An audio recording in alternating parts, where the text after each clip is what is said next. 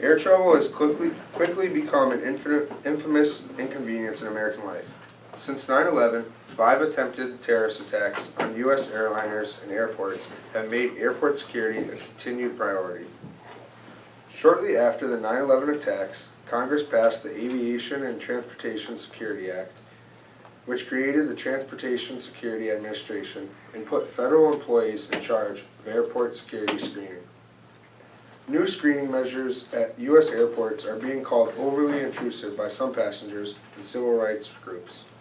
Nationally, security experts advise using a system that relies more on intelligence, behavioral profiling, and empowering passengers.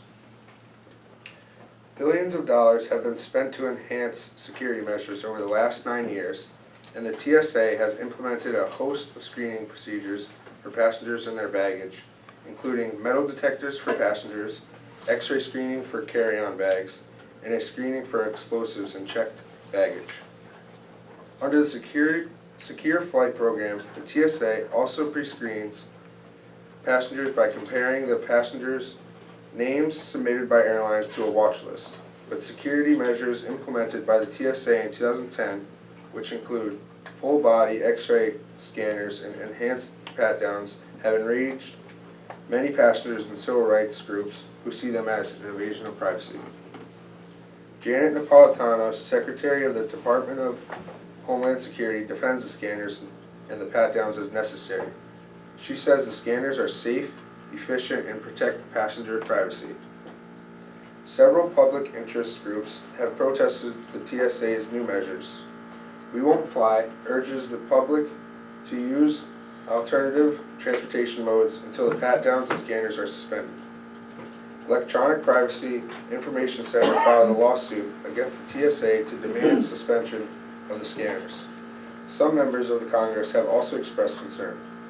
In a letter to TSA, the chairman of the House Committee of Homeland Security, Bernie G. Thompson, urged him to consider the enhanced pat-down measures. Civil rights groups also remain skeptical about TSA's assurances that imaging technology in airports cannot store, export, and print or transmit images created by full-body scanners. But some recent polling suggests more people support using scanners in the interest of national security.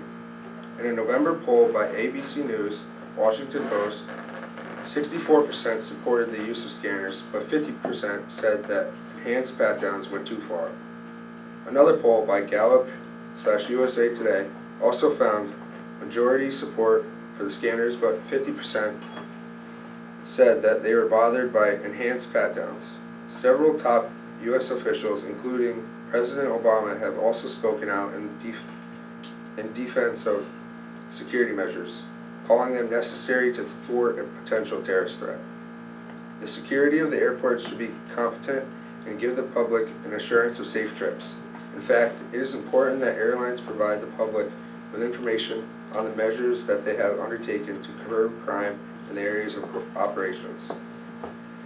Airport security is aimed at protecting our nation from threats of drug smuggling, hijacking of planes, and influx of fugitives running away from justice in their home countries.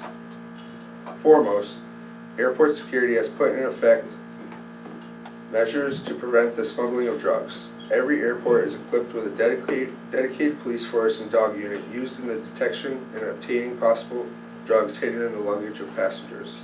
The police force is used in conducting body searches on possible suspects to ensure that no drugs are smuggling across the borders via the airplanes. Some experts point to Israel and UK for the best practices in airport security. Israel relies heavily on what analysts call behavioral profiling, in which officers at airports ask questions or scrutinize people to see how they behave.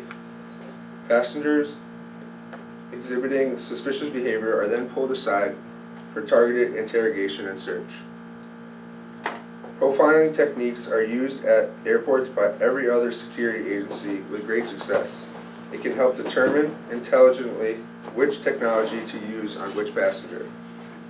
Most experts advocate full-body X-ray scanners or pat-downs as secondary screening tools to be used on passengers that arouse suspicion.